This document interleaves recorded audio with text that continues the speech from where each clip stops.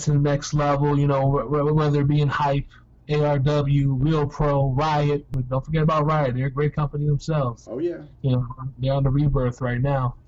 I mean, sky's the limit. I mean, wherever we have to go, wherever I have to go. That's what Frank Saltarelli is all about right now. He's all about the money. Right on, man. And that's kind of our mindset here at 321 Screw too. So I mean, that's why we're big fans of what you got going on over there. So all right, so you guys got that next show coming up on the 14th. You want to go ahead and plug that a little bit? Oh yeah, it's Hype Pro Wrestling, baby. We are live at the AIDS Cafe with associations with Street Elegance Car Crew. They're a great car club. We got about 4 chapters all around the country so far, and still expanding. I'm part owner of that too. Wink, wink. And right there. But yeah, no. Hype Pro Wrestling. Their whole vision. The reason I got behind it. The reason why I'm putting so much money into it is to put over guys that aren't 150 years old, get past the point where everybody wants everyone to pay dues. I don't know if you know what dues are. Yeah, but we all pay our dues. But I want to be able to showcase young, up and coming guys that for the most part have all the talent in the world, but go to a lot of promotions and they're jobbing to a 90-year-old guy that has 2 fake hips. They're moving rings around and not getting booked. And they're really good talent. Right. And based off of how we're trying to do it over here, I mean, we're gonna give you the opportunity. I'm gonna bring in veterans as well. I'm gonna do a mix up, but it has to be the right veterans with the right mindset. If you wrestled for 25 years or 30 years, it's time to give back. So that's the reason for Hype, is to bring something new to Central Florida and throughout. Right on. So why did you, or how did you get into this business? I mean, what was your driving factor? Oh, you want the truth or the lie? You can go ahead and say it's all for the money. Oh yeah, I mean, it's called business for a reason. That's why I say, hot dogs and handshakes are cool your first couple of months, maybe your first, year, if you haven't figured it out by that point. But no, got into pro wrestling. I was supposed to be a wrestler about a decade ago, right? Was gonna go to the Team 3D Academy. Okay. That's before Frank Saltarelli was a big old fat guy dad, But the day I had my 750 down, ready to go, because you have to put a down payment, of course, if you want to go to a wrestling school, especially, the Dudley Boys is wrestling school. Right. Car accident, blew out 4 discs all at once, tore my sciatic nerve. Wow. Took me months and months to recover, and I used to do amateur grappling and wrestling, back in high school in my early life. So I said pro wrestling, because I'm not going to get beat up in the UFC. So right, exactly. Wrestling pays a lot more than mixed martial arts. I did my research for that.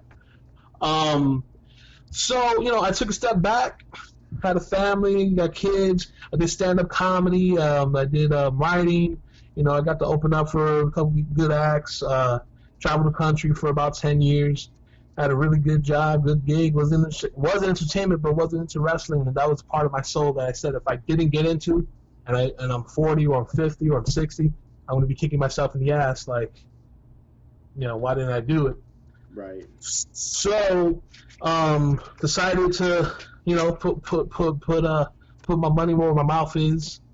Went, got some training, learned. Do I want to be a wrestler, or do I want to be a manager, or do I want to be a promoter? And there's a lot more money in talking. Oh yeah. There's a lot more money in talking. So I merged my consulting firm, because that's the day job. That's the big money job. I merged that into wrestling, and I found guys that were like-minded, and here I am. All right, right on, man. So now, who is running Hype Pro right now? Hype Pro Wrestling is ran by people that we can't speak about. Okay. I'm just gonna drop that one right there. Hot potato, man. We'll put it like we'll put it like this. Frank Saltarelli is about the money. So Frank Yeah, Saltarelli is backing certain things about high pro wrestling. right And on. then there's other guys in there as well. I mean, I could give you one, Natty Southern Seafood. They're one of the partners of High Pro Wrestling. They're based Okay. out of Kissimmee, Florida. But I can't really get into anybody else. I feel you, man. You know, we got people pulling the strings on our end too. So Um, we got people that want to be part of it, but don't want to be part of it. If you feel me.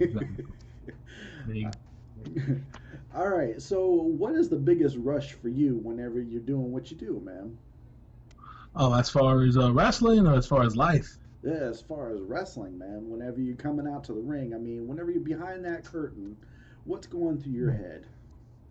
So, I mean, it all depends on the person I'm coming out with. That's also a big thing. So, Brothers in Arms, they're the ones majority of the time. I mean, when I was with Jerry Curls before, stabbed me in the back and left me for dead, that bastard.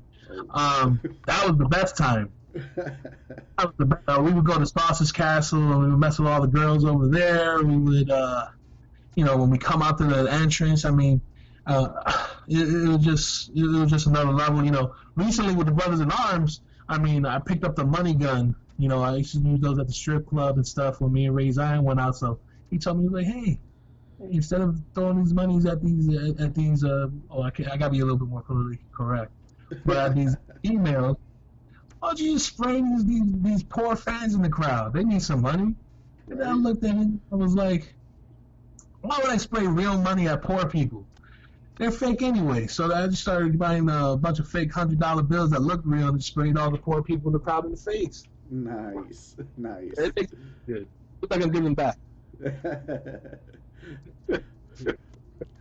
So, you said that you got, I mean, you got a love for this business, obviously. I mean, you've gone through the schooling. You mean you're out there, you're hustling every week with, with Brothers in Arms. You're doing your thing with ARW. So, Yeah. I mean, you know, you, this love that you got built up. How long have you been a wrestling fan? God. Uh, so I was a little kid. My Uncle Rolly, his first one, and he put me in front of the TV to shut me up on a Saturday night, and that's when WCW used to run. Yeah. Oh I yeah, was, so WCW wasn't the biggest thing in the world, but for me at that moment, I was like, "Wow, what the hell is this?" right. And that just led into everything. I mean, then I grew up during the Attitude Era, so Oh that yeah, was the all in all. You get what I'm saying? yeah. So ever since then, and then as I got older, I learned more about the ECW because I caught that at the tail end.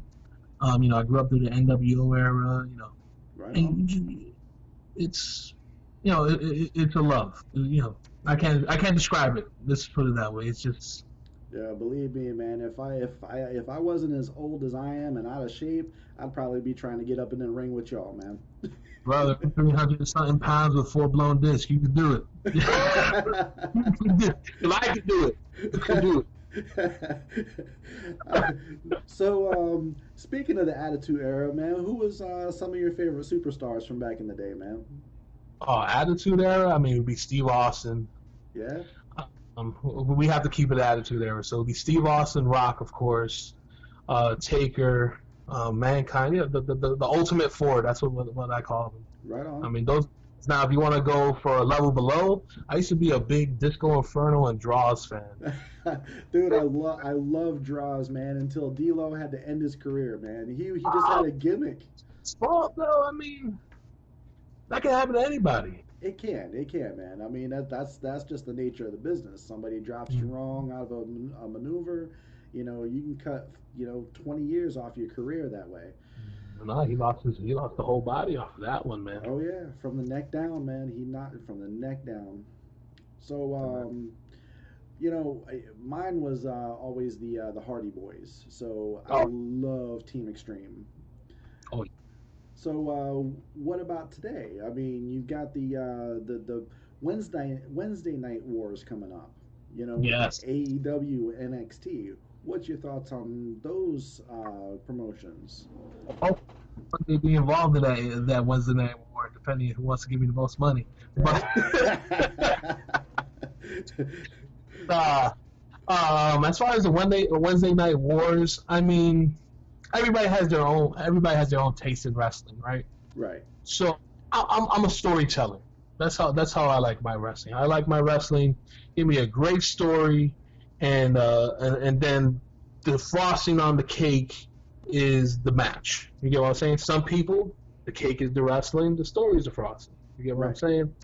So as far as AEW versus NXT, because that's what it comes down to at the end of the day. Right. I think it's going to be amazing. But the one thing I'm afraid of for that war is overexposure on the AEW side. Because the AEW, their top talent, they're going to be over no matter what. The Kenny Omegas, the Young Bucks. But some of the younger guys that they're bringing on, they haven't had that that schooling or that brush up on how that pro style is. So NXT, they're getting that pro style training, and a lot of the guys in NXT, they were on the top of their indie game in the indies. A lot of the guys that AEW has, as far as up and comings, they haven't had that grooming yet in the indies, and now they're getting pushed right into the main stage. I mean, I hope AEW makes it. I hope AEW fills it. But the difference between that mid-level is going to make the difference, because that's what happened with the Attitude Era. WCW had some decent mid-card guys, but they never let them get to the next spot. And then everybody else below that mid-card, up-card, they were really not good. Yeah, I mean, WWE, I mean, the whole entire mid-card to low-card is all Hall of Famers. Well, absolutely, 100%, man. I remember whenever WCW was around, and they had like the likes of 3 Count, which was also featured Shannon Moore and Hurricane Helms, and I can't even remember the third guy's name, but I mean, they got lost in that shuffle. It's right there to cut you. Sorry, the pineapples to cut you off. Cut you off right. The issue there is that you can't get the third guy's name. Exactly. Kai and Tai. Who's in Kai and Tai? Who's in Kai and Tai? Taka Michinoku and Taka Michinoku and damn, he's on the announcement team for WWE now. Oh yeah, the number 1 announcer. Yeah. But they never get over. Yoshitatsu? No, not Yoshitatsu. No. Okay. I don't even. All right, bad example. Yeah. Bad example. All I remember is number 1 announcer. Let's bet real quick. I'm gonna get comfortable. All right. No, but I mean, WCW, they had their flaws. Same thing with TNA wrestling. TNA wrestling, they overhyped some of the wrong people. Basically, they overhyped the fallen stars from the WWE. But with a lot of independent companies do that. right, and I've noticed, like whenever the draw for whenever I came to my first show, which just happened to be this last ARW show, that was my first Indies match that I've seen. So really, yeah, dude, I was actually really, really excited. But I'm gonna start going to a lot more. Thanks to Alex Red, thanks to you, and some of these new talent and stuff. But like you said, it's about the storytelling. And what got me about Brothers in Arms and Culture Inc. and the Headbangers and Zach Monstar is that there's a story behind all of it. Yeah. Yes, and that's the most important thing. I mean, wrestling at the core of it, it's physical. It's physical acting. At the end of the day, it's choreographed combat. You know what I'm saying? So you have to be able to display that act. You have to be able to. Give me a second. You're gonna hear kids yelling for a second because I didn't get my charger. That's all right. Mine are out there yelling too. Yeah. So say hi, everybody. No, just my wife's here. I guess my kids are sleeping. Okay. I gotta run into this room real quick and get my charger. Excuse me, child. I'm so sorry. Did I leave my charger here? All right. It's okay. I'll go check the room again. So yeah. So as far as storytelling, I mean, without it, you're just a guy that does a bunch of backflips and power slams, and Yeah. that's something that I've been fighting hard against since I got into the wrestling business. Is why are we giving the platform to guys that are doing the same exact moves, the same exact choreographed sets? I remember when they used to do a suicide dive, right? Mm-hmm. You sit down for a couple seconds. You wouldn't just jump up, because that was part of the story of the suicide dive. The suicide dive was last ditch effort. Right. Last ditch effort. So, and story for wrestling isn't just storyline as far as story. It's also storyline and what you do in the ring. Right. And the Yeah. move sets there. No, absolutely. You got to sell the move. Whenever you sell that move, then it tells a story. Like, is he really injured that bad? Sometimes you just got to stay down, even if it didn't hurt that bad, just because you try to sell it. Yeah, but it's like and no knock on women's wrestling. I think we're in 2019. Right. Even though I'm not the biggest fan of women's wrestling, it's here to stay. And they're getting better than what they were at one time in wrestling history. Oh yeah. But for storytelling's sakes, I shouldn't. Remember the Hell in a Cell? Yes. Why did two individuals go into the Hell in a Cell? Basically, it was to beat the holy living crap out of each other until one was able to get out. Pretty much. Last ditch. I hate you so much, I'm willing to take 10 years off my career. Yep. But when the WWE, for some reason or another, tries to dictate the story of, I'm so happy to be the first woman inside the Hell in a Cell, that takes away the whole entire thing of the Hell in a Cell. Right. It kind of makes it feel like, what? Why would It's you not be happy to be in the Hell in a Cell? Or the Elimination Chamber, for that matter. The all-women's Elimination Chamber. That was like, come on, it was supposed to be this menacing structure. Yeah. But it's not an honor. It shouldn't be an honor to almost kill yourself inside of a ring. But on the indie scene with ARW, with Hype Pro, I've noticed you guys got some pretty hardcore women in there, though. Yes, yes, we do. Like Leva. Oh my God. Yeah. You had the damn. She had Zach come out with a damn chainsaw. I think it was like 2 shows ago. I was like, what the hell's going on here? Right. But that's who she is, and that's her character. Right. That's different. That suits her. She's a crazy bitch, man. That's that's fine for her. Yeah, maybe we'll have her on the show sometime. Not if you meet her like you're meeting me. She's all nice and wholesome, and then she goes to the ring and she's a fucking wild animal. It's. All right, man. So, this has been an awesome honor talking to you, man. Because the Frank Saltarelli, with the David Milan, you did. It's been great talking to you. You're our second indie spotlight to be featured on our show. And dude, I would love to do this again. Maybe even have you in the studio. Bring one of you guys with you, or both of you guys, whatever you want to do. Well, originally I wanted to bring what's his face with me, Ariel Dominguez. Oh, okay.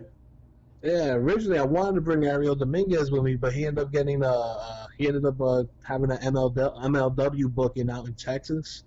Okay. So, I mean, it's either come with me and let's do a podcast, or go get paid a ton of money to be on TV every single cable station that there is out there. So, hands down, I support that decision. All right, man. Well, like I said, your show coming up on the 14th at, what's the name of the place? Ace Cafe Orlando. Ace Cafe Orlando. All of our listeners, go out there and check that out. I'm telling you, Yeah. my last show that I went to was amazing, and none of y'all are gonna be disappointed.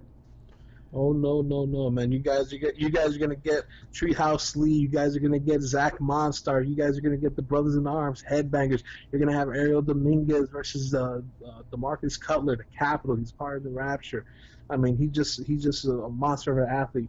You're gonna have for the pre-show, you're gonna have two guys fighting to get a deal with Hype Pro Wrestling. So, I mean, for the show itself, it's a free show unless you're going to the Street Elegance portion, which is the car show. Then that's $15 to enter the car show. First place winner gets the championship belt. Okay. So, Nice. but for the most part, come out, support, see Mikey Spandex, Remy. I mean, the list goes on and on. It's gonna be crazy. Absolutely, man. So, Frank, David, you're awesome as anything, man. And like I said, I love you, have you on the show. And, keep in touch, man. I'll definitely see you out there on September 14th, brother. Thank you, boss man. All right, You man. have a great day. You too. Bye.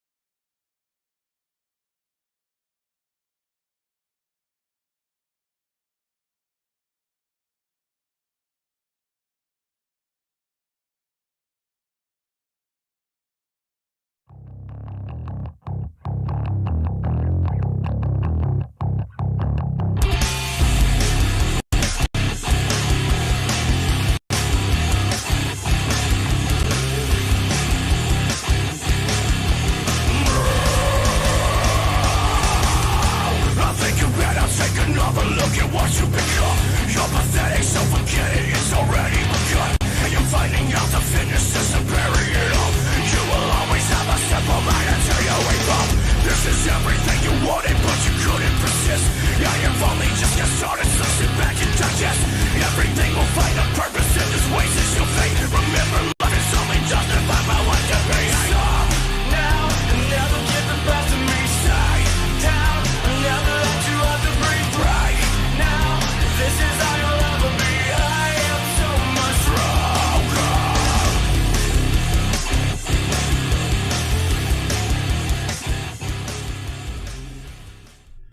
Welcome to Space Coast Real Elite Wrestling, or 321 Screw. We got Fabulous B, Big Shot Joe, and Captain Bill all on the panel tonight. So, what we're going to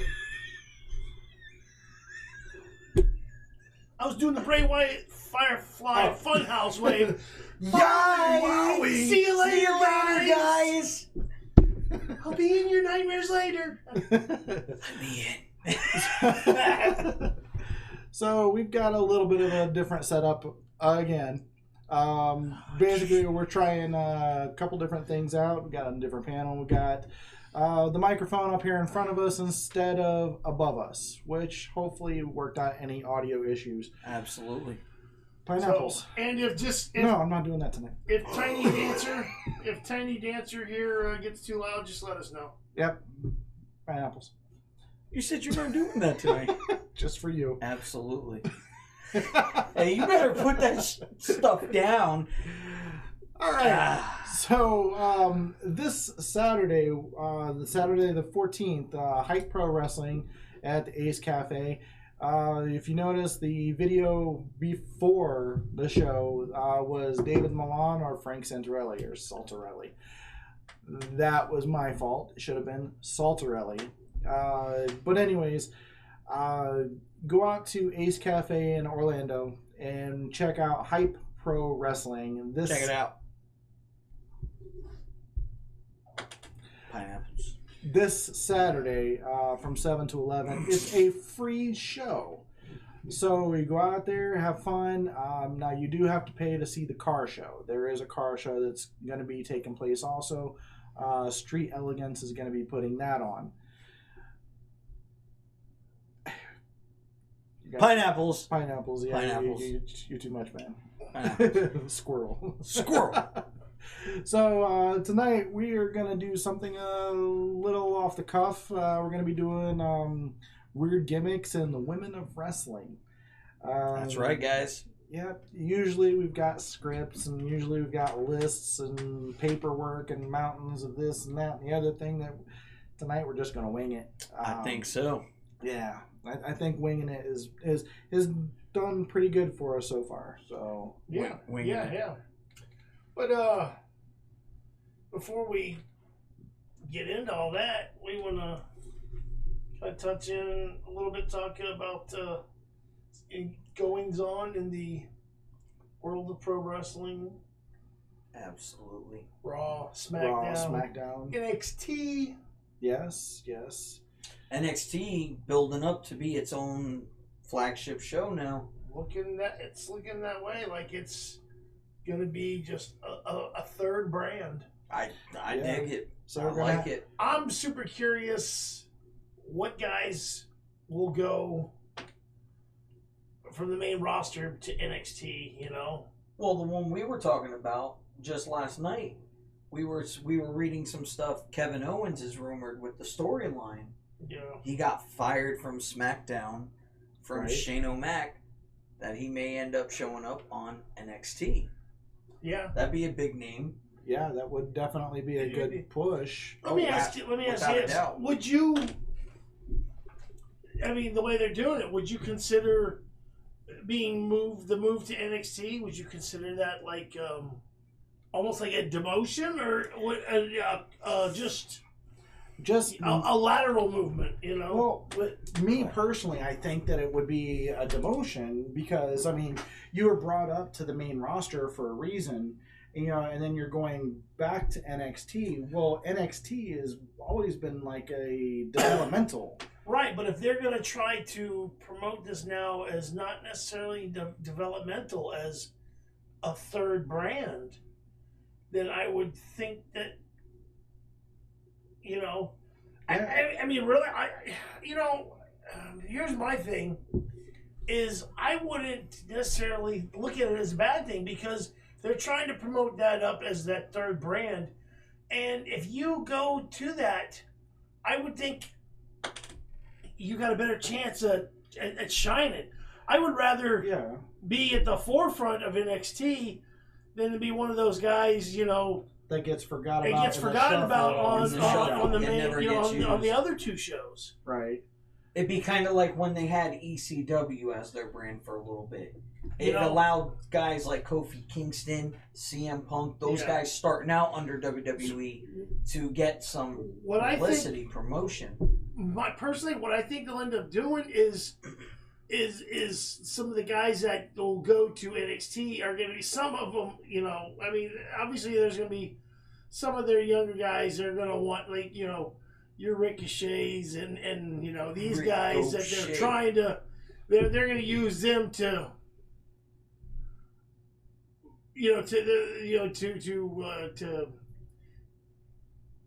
take over, so to speak. Right. They're the new future, superstars. I think some of the guys that maybe have been around for a little while, like we were talking, a Ryder and Hawkins. Yeah, we were talking about that tag they've team been around coming for over. a while, and Yep. they're not going to take the place of your Rollins and your Roman Reigns and these guys. They're still going to be Probably not.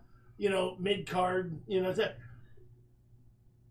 Go back where they are established though. Go to NXT where they can become like the big deals, the big dogs of that yard. Well, and they already kind of have some prominent stars. I mean, that have at least been on the main roster. You got like Fandango and Tyler Breeze, and Tyler who Breeze. went back, changed their whole look, their whole thing, Yep. and Right. Fresh are start.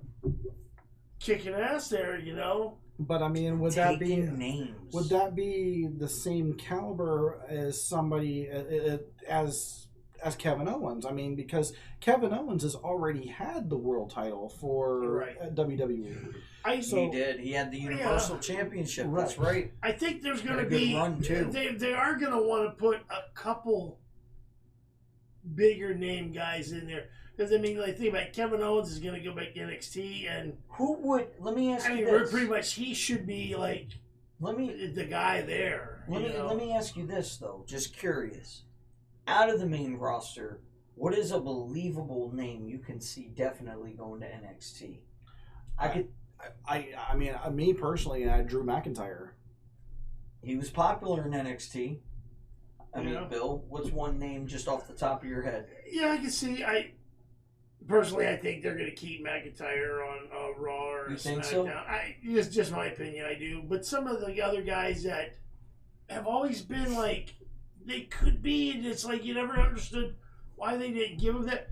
Like perfect example, Cesaro. Yeah, Cesaro. He's good, and everyone talks about how he could be, but they just for whatever reason they never really beyond his tag team run there with the Bar. right. Yeah, but up until it was that, a good run though. really, It was a good run. they've underutilized him. You know, I think They really have. They have. you know, send him to NXT again, where he could be one of the, you know, the top guys, the big guy, the top guys. One of my picks, real quick. You don't get one. Dolph Ziggler. Oh. Dolph Ziggler. Think about it, man. Maybe it'd be a good first start for him. Yeah, I think they got plans for Riggler. Yeah. Riggler. That's Rude and Ziggler. Yeah. That's what they're called, Riggler. Why not? Why wouldn't they call him that? I want to call them that Riggler. now after hearing that, Riggler. Yeah, the big wriggle. Zood. Zood. Wriggle Zood. Oh, yeah, you're pineapples. Who let this guy? But, in? Yeah. I was, you know, again, you know, I watch, you know, the other YouTube, you know, shows and people, and one of them, one of the things I saw online, these guys were talking, which I thought made sense, was a good idea. They think that maybe at this upcoming pay-per-view that the OC is going to interfere. They're going to do something. What they said is basically they'll take out Rude and Ziggler and like take their place, you know, on in the pay-per-view in the tag title. Oh, in the match. They'll win the titles, but by them taking out Rude and Ziggler beforehand and then taking their spot in that title and then winning it, because whoever faces Rollins and Strowman are probably going to win. Are going to win. Because they're going to take out Rude and during the Ziggler, match. take them out beforehand, take their spot, win the titles. Now you've just set up heat with Rude and Ziggler now against the OC. You know, them wanting to get revenge and all, and you just instantly created this whole tension storyline now between these guys. True. Maybe It's got potential. You know, Ziggler and Rude. You know, when the OC does this chance to maybe turn them to you know, make them, you know, turn face. Well, and you know, and start this little feud with the OC. Well, and you know, there was talk about them possibly, because they're bringing NXT on as the third brand. They were talking about bringing back the draft. Remember when WWE would do the draft? Well, supposedly the draft is going to happen. Yeah, that's what I'm saying. They're going to end up doing. So they may mix it up completely, Right. and you may see, you know, the Revival may go to NXT, or Finn Balor, or what. I'm not saying what they want to do or not do. I'm just saying I remember, like, as a kid when they started that whole draft thing, it was exciting. I used to dig it, but you know, I didn't care for it. Right. So, anyways, Pineapples. So, well, what? Oh. So, I figured, why don't we just briefly, because we do have stuff to talk about, the theme for the show, best gimmicks, weird gimmicks, and women of professional Failed wrestling. gimmicks. Yeah, Failed gimmicks. Also, I want to go ahead and just bring this out there. It has been 2 weeks now, and we have not one submission for this awesome T-shirt. So now, So what that means is don't just have- one person does it. It's a And given. you You're gonna get win. it. If Yeah. one person does it, one person. you win. Boom. There's You the know, signed shirt. Exactly. All it takes is just. Will it be you? Or you. Probably not. I think it's Probably you. not. Yeah. I see it. It's that dude over there. Oh, yeah. You? I see. You Yeah, want it? the guy with the With the- lazy eye. Oh, No, not that guy. the barbecue sauce on his chin. Yeah. Licking Yeah, his it's that chops. Yeah. Oh, okay. Yeah. Yeah, nice No, guy. I see it. I can see it. Well, turn in your video, dude. You'll get the Come freaking on. shirt. Come on, Let's man. do it. I saw you backstage. You were hollering at the urinals. I mean, yeah. I mean, if you're nervous, have a few drinks. Yeah. You know, then and then when you win, you can do that by the urinal with your brand new purple 3-2-1 Screw shirt. Yep. Signed by professional wrestlers. And yours truly. And professional podcasters. Plug. So, let's get into Raw real quick. Let's touch we it. were in Raw. Yeah, we were already in Raw. Who's in We Raw? were talking about it. And What- you just went. We were Squirrels. in Raw. yeah, Yeah, we were yeah. talking No, about hey, have you actually? Me and Brad, yeah, we do a show every Thursday. You should Yeah. stop by. It's Really? What time? 9 to 10:30. It was like I knew that. This guy. Who let him I'm in? telling you what, man.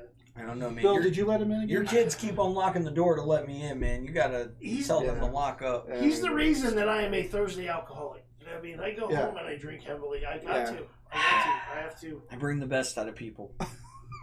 What can I say? wash away the pain. Yeah, I have to. Yo. I have to take at least a 45-minute shower just to scrub away the. Yeah. Yeah. Yeah. You just yeah, because the I feel so first dirty. the first 25 minutes you're just sitting in there crying, you know? Yeah. Yep. It's like that scene in Ace Ventura when you Yeah. realize that Einhorn is a man. Einhorn is Finkel is Einhorn. Finkel He's and just crying in the Einhorn shower. and Finkel. Places Finkel out. is Einhorn. Einhorn is Finkel. Finkel. Finkel is a man. Einhorn is a man. And then he's got a freaking plunger in his face. Yep. Yeah, that's the way that you make us feel. Pineapples.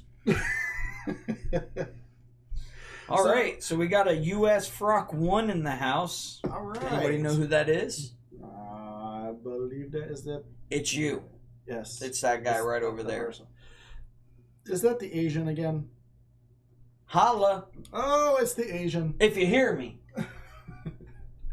So, anyways, we were talking about Raw. Monday Night Raw. And, I mean, there was a lot that went on. The Asian. The Asian. But I mean, in all honesty, did you know that the Fiend was actually on the SmackDown? On the SmackDown? On the SmackDown? On the line. He it was a dark match. On Yeah. the He SmackDown. came out and he took on the B team. And he beat up Bo Dallas How do you with the think mandible that- claw. The How mandible do you claw think on that Bo was Dallas. for Bo Dallas, man? Did it bring him back to like I childhood? think it was a lot like having somebody jam their fingers in his mouth. Yeah. Yeah, man. Mick Some Foley. people pay extra for that. Yeah, Yeah, man. I'm sure it was something similar to that. For those of you that don't know, Bo Dallas is really the real life brother of Bray Wyatt. That's No, he's why. not. He's Mike Rotundo's son. But he's which are the kids of Mike Rotunda, Or aka IRS. IRS. Erwin R. Shyster. You don't want to owe him money. Mm. Nope. Going back Because to he'll send the repo man to get you. Yep. Yeah. going back a Tie-in. couple episodes. Going back to a couple episodes ago. Joey's still a sub. Still a sub. Yes.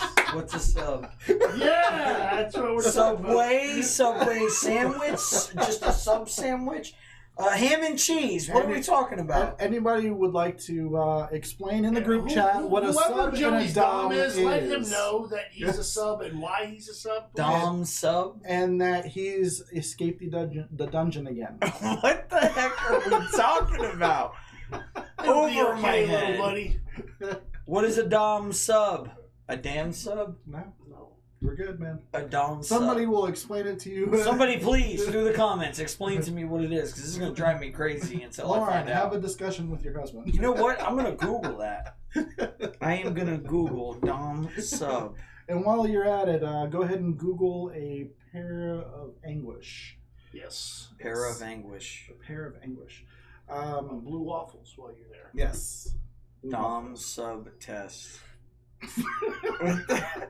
So, anyways, going in the Wow. What the dominant and submissive?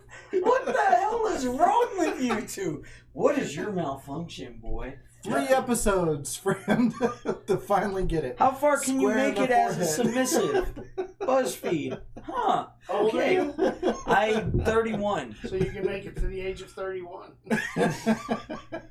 Ladies and gentlemen, this is bad. We've reached an all-time low. What was the other We're a one? high Pair of what? pair of anguish. I'm afraid to type this in. Don't type it in, folks. It's PAIR of anguish. It's a medieval torture device Oh God. Pair of what? Of anguish. of anguish. So, anyways, we've gotten completely and totally off the subject know, of man. wrestling. Look, you But know I'm it's trying to- bad I'm- when Google doesn't Yeah. have it come up as possibilities. Yeah. So, The other one just was blue waffles. But yeah, that's- I'm not looking just trying that to- up. not safe just for trying to work. keep him busy while the adults Exactly. talk. It's the equivalent of, handing him a coloring book. Right. So, yeah. Anyways, back to SmackDown. SmackDown, Raw, SmackDown, The Fiend, yeah. Yeah. Came out and attacked. It's bad. Don't look that up, folks. it's cool. I really like, how they're doing it. They're not like oversaturating us with it. They're really making them. Yeah. It's they're picking and choosing where to Right. drop him, and I love that. And his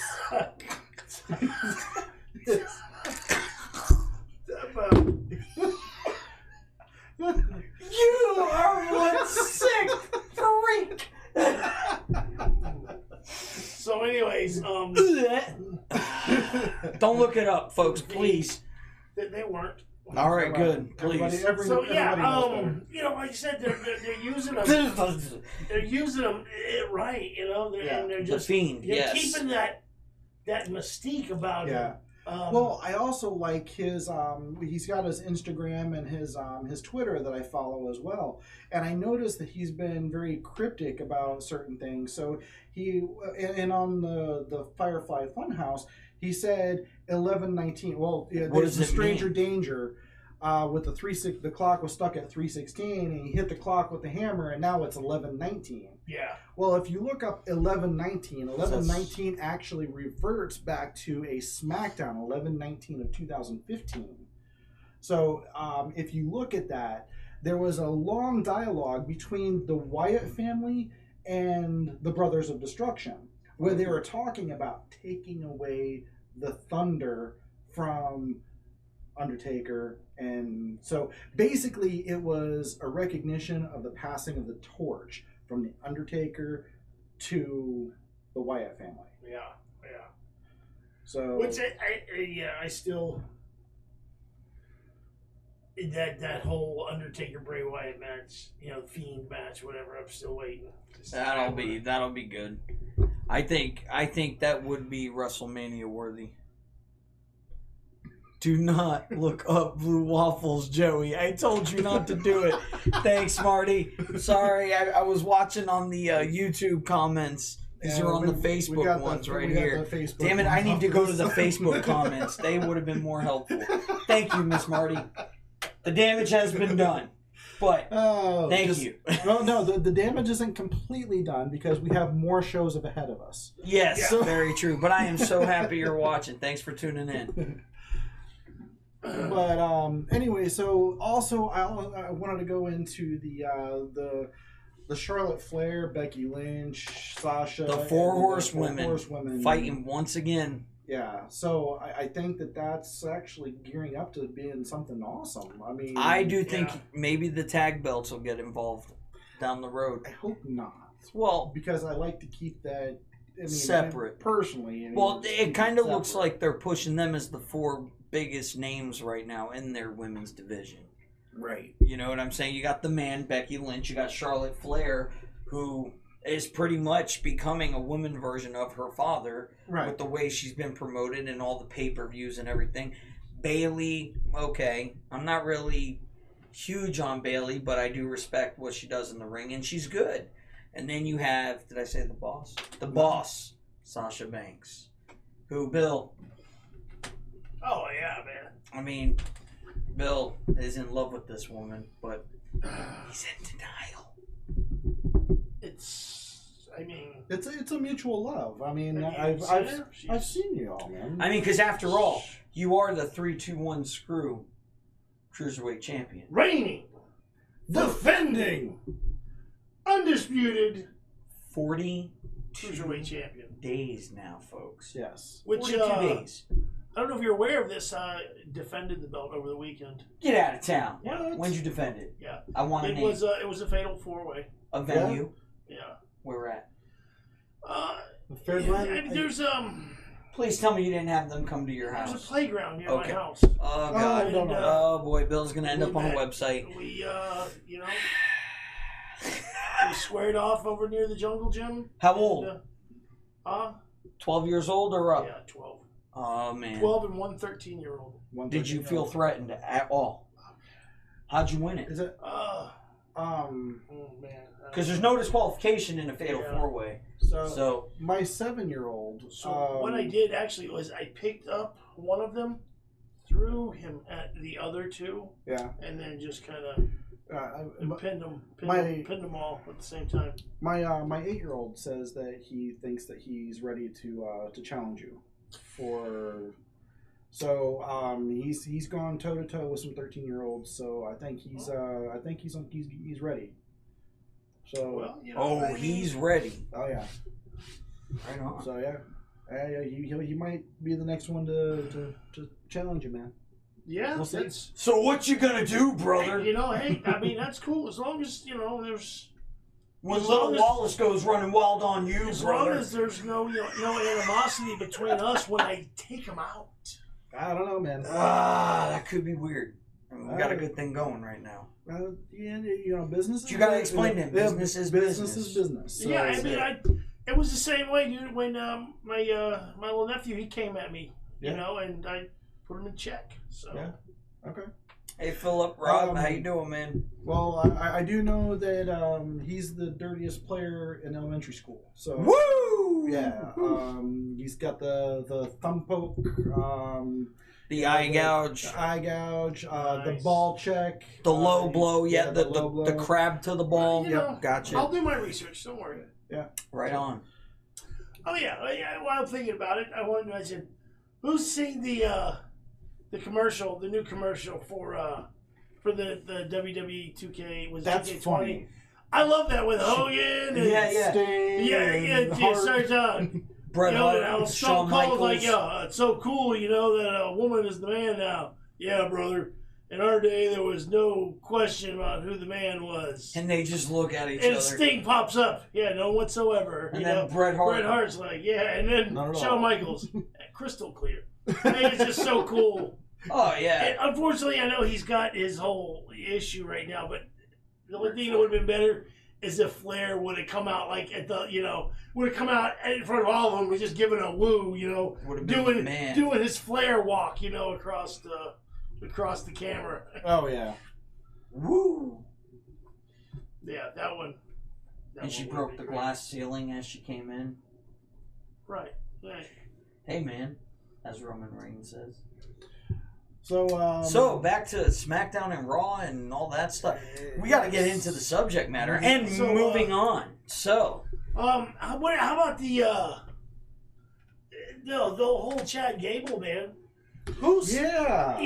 Here I was thinking. King of the Ring, Chad Gable. I've been saying for a few weeks now that I thought Baron Corbin was going to win the King of the Ring. Yeah. But I'm telling you what, man, They're pushing They are Chad really Gable. pushing this Chad Gable. This could be his angle to get, as a singles competitor, be taken seriously. Or is something going to happen and, Baron Corbin wins. Chad Gable, someone Gets else his dreams gets crushed at the last minute. Yeah, I'm just wondering what the angle Like is an with old that. David and Goliath thing, because you got big old Baron Corbin versus little old Chad Gable. So Yeah. I mean, personally, I really, fan-wise, if I had to choose who I wanted to see win, I wouldn't have mind Ricochet. yeah, I thought Ricochet was a good candidate for that, but I get where they're going with this. They're really trying to promote Baron Corbin as it. Knowing WWE in the last 20 years, it looks like Baron Corbin. Well, But- like I said, but say what you will about Corbin. They could be doing the little superhero, guy- little underdog story. Nobody can draw the ire and just the heat, the hatred. hatred. Like he That can. Baron Right. Corbin And- does. He's just got that face. Like you look at him, you're like, ooh, I don't like that guy. It's like Well, he's got that. Yeah, like He's got that smug, arrogant, cocky. it's like he type shows up attitude, to a but- party, and all the other dudes on the side are like, I want to kick his ass, and they don't even know him. Right. You just have those people. Not that they could, because Baron Corbin probably could defend himself. I'm just saying, he has that look. That's how we feel Yeah. every time you come in. Yeah, man. I'm telling you, pineapples. We are going to have another it's serious just- talk after this show. Blue waffles my ass. Well, it wasn't an ass. It was close. Hey, Bill. How's about you give everybody that same look you did on the little Facebook post I did just before the show? I'm not familiar with what you're talking about. No. Oh, you going to go there, aren't you? Go back and watch my little post on YouTube, on Facebook, guys. Big Shot or Joseph Cosentino, you'll see it. It was quite fun. Yeah, that right there. That's just startled the hell out of me. Didn't know it was coming. He literally wet himself, and that's the reason why we have the bigger table. I tinkled. It was more than a tinkle. We 7 towels. Gotta shake the leg off a little bit. Stop playing footsie with me underneath the table. Oh, Bradley. Stop I will not be your dom. Oh my god. I can't. So, weirdest gimmicks and women of wrestling. Moving the hell on. So, what do you want to do? Gimmicks? Wait, before we do that, I wanted to Rewind. I wanted to mention. Did you see where AEW? Did you see where Jericho is going to defend? Is going to be defending that title against Cody Rhodes? I Already? didn't see that. Yeah. Ooh, that should be good. Right. Yeah. Do you think they'll put it on to Cody? Or do you think Jericho will have a title reign? I'm hoping that Jericho's going to have a title reign. Because, At least 4 or 5 months, man. Right. You know? But it's going to be It's, I mean, hey, no, honestly, I think there's no better choice right now. I think Cody Rhodes is the best choice for that right now. Yeah. I mean, John Moxley's, I heard he's injured. yeah, no, but he's going to be wrestling. Oh, yeah, no, I'm not saying he's gone but I'm saying just maybe for that time frame. I think You know? Fox is taking on Hangman Page, I think. Oh, really? Yeah. Okay, because they did the Kenny Omega thing with Jericho already, so maybe let that die down a little and bring it back. You know, because they had some classics. Or maybe that's who. Maybe that. Was it Kenny Omega? Maybe it's Moxley and Kenny Omega. But Jericho would have to be. Oh, you're talking about that Yeah, match, just- not yeah. the. Yeah, and whatever event that Whatever Jericho is doing. that event is. Sorry, I was yawning, guys. I needs to wake up. Yes, you do. But I just wanted to know. I just was curious if you guys had seen or heard about that. No. Have not, but now I It's have. kind of interesting. Thank you for sharing, Bill. I do appreciate it. You're welcome. You're welcome. Thank you. Now That's what I do. I am That's complete. what I'm here for. I'm a sharer, So giver, and a finder of lost children. I say let's just pick.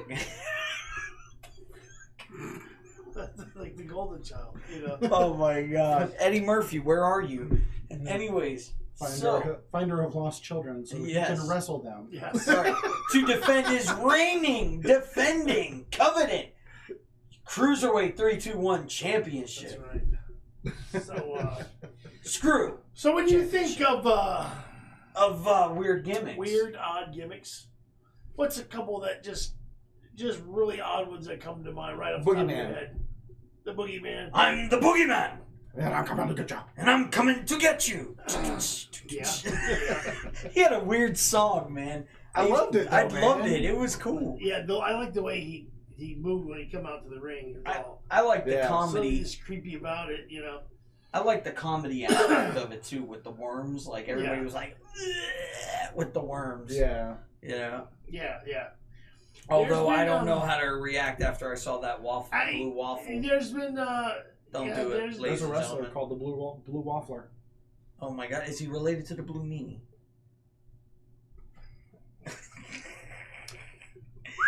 Woo! Tough room. So, yeah, man. I when I think of, there's been some. I mean, What there's about been a some stripper that have pole worked match for the women. great, and then there's That would some be that have been entertaining, disastrous. That would be. Shockmaster comes to mind. Shockmaster, the demon from WCW. Yeah, which was kind of cool, but it just for whatever reason didn't work, didn't go over. I mean, I don't know, some of your big name guys had ridiculous gimmicks at one point in time before they Kane. Doink Isaac the Yankem? Clown. Isaac Yankem DDS. yeah.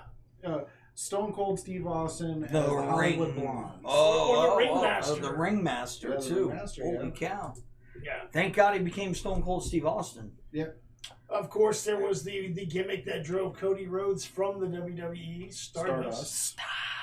which he hated. Yep. He did not like it. He was not a fan. Man, I mean, Repo Man. How do you go from being Bastion Booger. How do you go from being one of the guys from Demolition to being the Repo Man? Tugboat. Tugboat was another one. Yeah. Well, Tugboat turned into Earthquake, Typhoon. or was it? He was Typhoon. He was Typhoon, Yeah. and then he turned into Shockmaster. So. But Yeah, wake up. Bastion Booger. I forgot my soda tonight, ladies and gentlemen. I need to wake up. Oh yeah, there's I been said some- Bastion. Yeah, when they turned One Man Gang became Hakeem, the Oh yeah. the African Dream or whatever. Or King Mabel. Or what about the Good Father? Yeah.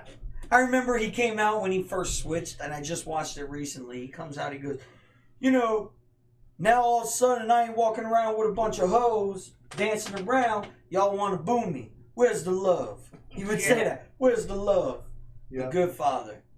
It's because everybody loved Pimpin' Ain't Easy. For the right to censor. The right to censor. Steven Richards, man. Oh yeah.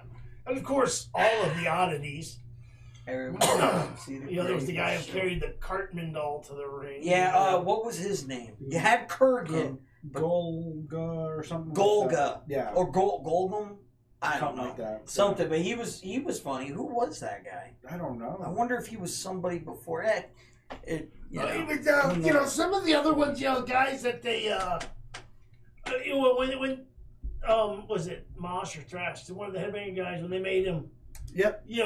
Beaver cleavage. Beaver Cleveland. Yeah. And yes, that was a weird one. I just had the opportunity to actually say that to his face. And he did not like that, did he? He did not like it at all. It's because he knew He how signed bad. that shirt, by the way, that you can Yes. win if you just give us your damn promotion. One of you, please, just one. There. So I Right can there. stop hearing about this shirt. Let's see what's some. Oh, man. What about when they made Chavo Guerrero? William Regal. Oh, When they gave him Mr. White Bread guy. Yeah, he's got yeah. they did blonde hair and the sweater tied around. Oh, that was horrible. Steven man. Regal. He came in at one point as Steven Regal, too. Right, yeah. I recall one time when Steven Regal came first. I don't know why, who thought this, but he was coming out to the ring dressed like a freaking construction worker. That was the one I'm talking about when he first started in WWF. Looking like the one guy from Village People. You could tell it was Vince still trying those gimmicks, and then he said, "Yeah, let's stop. Yep, no, we'll give him something else." Yeah. Yeah. William Regal, though, I mean, the Asian, he mentioned William Regal on the chat. See, guys, you give your input, we'll talk about it. Yeah.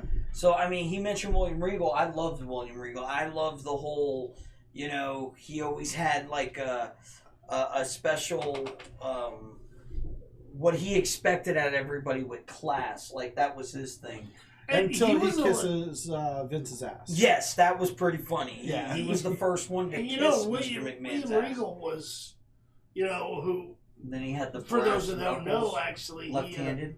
He's the guy who's he's the general manager of For NXT. Yes, Yeah. he is. Now, but he's one of those guys, man. He was a legit badass, though. he was. He went off script with Goldberg during the streak.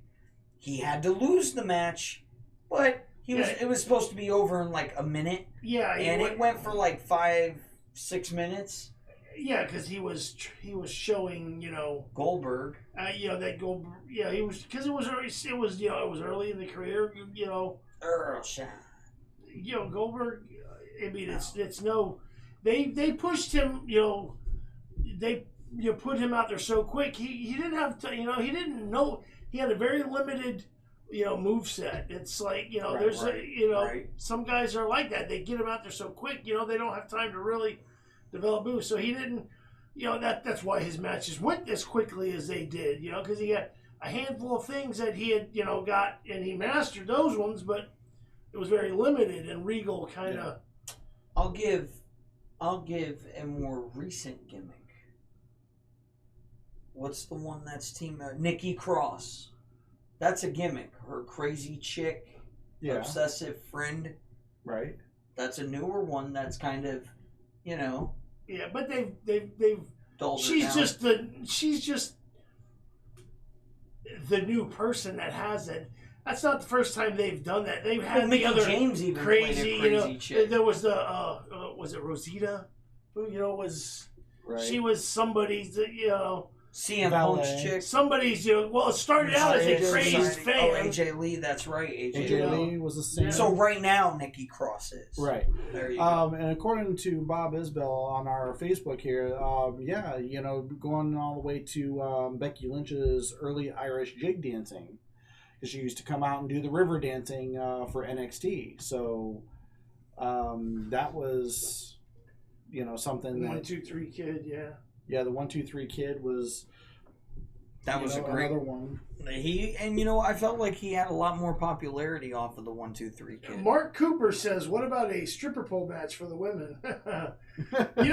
I cannot Mike, comment. You're not far off, Mark, because they have had lingerie. This was with women. This was before. They really let women wrestlers, kind of be wrestlers and do their thing, and they still they were divas and they gave silly shit, Yeah. and they would have, lingerie, bra and panty matches and pillow fights. And, Puppies match. Yeah. Yes, I mean. Yeah, I mean, they've come a long way in the last 20 years. Yeah. Oh, yeah. That's why it was a big deal. deal. Putting them in a Hell in a Cell or, Elimination Chamber. Elimination Chamber, Extreme Rules match was unheard of, Right. Very much unheard of. Yeah. How about this one? Tori Wilson was not going to be climbing to the top of a steel cage, Neither was Stacy Keibler. No. Exactly. Although Stacy wouldn't have to climb much because she was so damn tall with them legs. Yes. She was. Yeah. So, gimmick, Doink the Clown. Yeah. I dug me some Doink the Clown. Yeah, Doink was cool. Oh, But that was a gimmick though that was semi-successful. I mean, there was several different guys that portrayed Doink, but still, he was around for a little while. He was sort of. How about this one? He was kind of popular. Eugene, yes. Dun, dun, And Santino dun, Marella dun. too. I mean, Santana. yeah, Santino was funny. He was, man. You son of a gun. Yeah. Over the top Italian guy. Oh, yeah. Right. Oh, how about Jeff Hardy's gimmick when he was over at TNA? Brother Nero. Willow. I loved that, man. That was pretty wild. You know, they didn't do it long, but that was right. That was kind of a wild. What about one of Vince's greatest gimmicks? Goldust. You know, and Dustin Reynolds, Reynolds, whatever you want to call him. He's had a few of them. WCW when they had him coming out, and he was all white. Yeah, that looked like he was at a Hellraiser or something. Yeah. He didn't like that. I don't know that he even wrestled a single match. I think he came out and just kind of like hated. I think he was called like 7 or something like that. Yeah, something like that. And then when he went to TNA for a little bit, he did a gimmick where he had a rat as a pet. And instead of using gold and black, he used silver and black. I forgot what the character's name was, though. Yeah. Was it Rain? Black Rain? Maybe Black Rain or something like that. I'd have to... I'll look it up later. But Gold... Actually, if you want to Google it. But, yeah, he's been a lot of personas. But it was pretty much... Goldust was the flagship persona that made him what he was, man. I mean, he won multiple championships as Goldust. Yes, he did. More tag teams than anything, but he was a Intercontinental Champion a few times. Right. Yeah. You know, and the gimmick with his ex-wife at the time, Terry Reynolds, she was Marlena with the cigar. She'd be sitting in the director's chair while he would have his matches. But, you know... You want to talk about gimmicks? I mean, Naked Midian. Oh, Naked Midian, yes. Oh, with the fanny pack. Oh my gosh, where he would streak all over the place. Yep. Or what about the world's greatest love machine, Viscera, or Sexual Chocolate, Mark Henry. Sexual. No, man. Al Snow with. What does everybody want? What does everybody need? What does everybody love? We should get a mannequin head for the show one time. We should. We'll put "Help Me" backwards on that. Yes. Yeah. That was awesome. He'd have the mannequin head right in the corner of the ring, and he swore he would talk to it, like he would have a full-fledged conversation with this thing, and like he would use it in almost every match, whether the ref looked or not. Whack with the mannequin head, boom, guy's knocked out. Won him many hardcore championships in the WWF. Yep. So, you want to do this one? So anybody can get us a mannequin head. We'll give you that damn T-shirt. We'll give you a T-shirt. Maybe not that one, but we'll give you a T-shirt. Yep, a T-shirt. A T-shirt. I mean, we kind of that one. Yeah. We've already put the rules out, so you know. At this point, I'm going to join the contest, fellas. Yeah. You get us a mannequin head, and we'll get you a shirt. Right on. I think my mom's got one. I can probably. Which you don't count. By the way, you can find a whole gamut of 321 Screw memorabilia and merchandise on 321screw.com. Just go to the little merch shop. Check us out. Go ahead and click on it. Go to it. And then you can see all the different shirt designs that are available. Oh yeah, we just added a couple more new ones. We did. We got the Screw You, which for all you university people. Screw University. Come get learned. We're gonna school you. As Ricky would say from the Trailer Park Boys. We're gonna screw you. Yeah. Flick you the bird. Yeah. We'll be your dom. No, we won't. You awful loving son of a bitch over here. Don't make me install a pair of despair on your seat. Apples. So, here's another gimmick. In the comments, thank you, Mr. Asian. US Frock 1. Val Venus. Hello, ladies. Every time he comments, I think about star. You know something? The Big Valboski. Everything he said, that's all he would say. The Big Valboski. He said something about going for Chinese food for the last 5-10 years. Every time he comments, I just think to myself. Who was the Spider-Man gimmick back in WCW? Bob Isbell wants to know.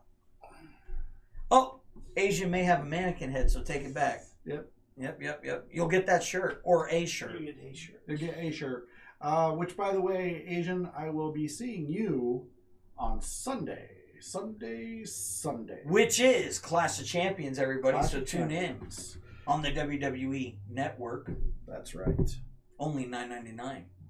That's the only plug you guys get. Oh, Spider-Man gimmick. Spider-Man gimmick. I mean, I remember Shark Boy. Remember Shark Boy from Oh, dude, TNA? he's in ARW. Is he really? He's gonna be fighting Superhuman. Oh my God, we gotta This see one's that, for all dude. the Juggalos and Juggalettes. Yeah. He's gonna be fighting Shark Boy. Right on. October 11th.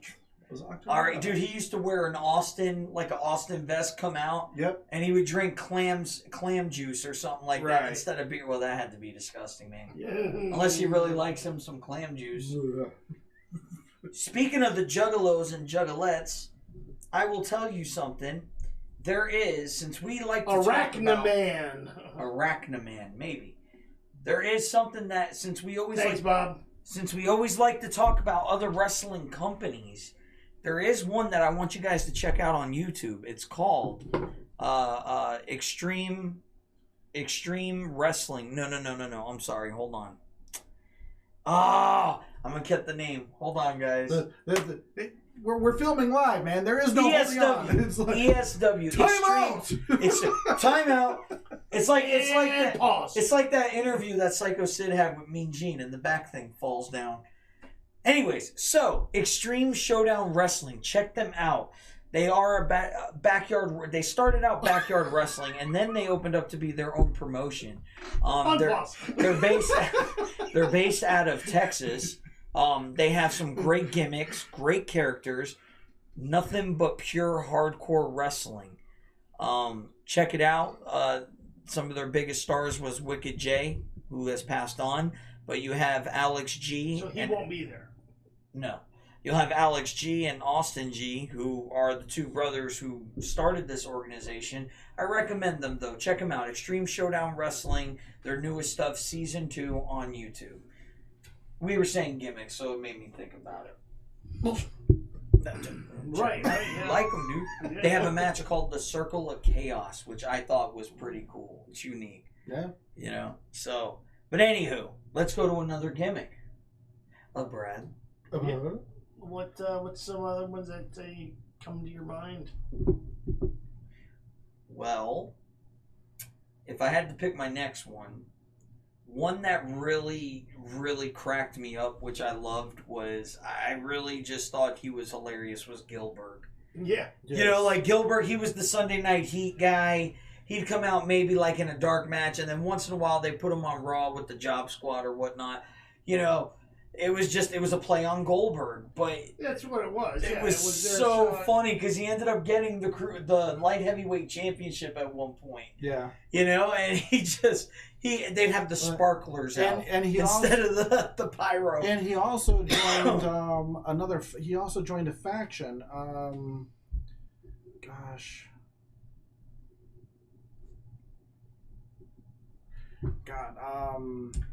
Wolf Freeze again. Shut up. Yeah, it ain't that easy, is it? Again, serious talk after the show. Exactly. But now he joined a faction. I believe it was the Job Squad. I know that he with Al Snow and everybody. I know that was a but yeah, it was funny because Gilbert was a whole part of that, and he was a big part of it.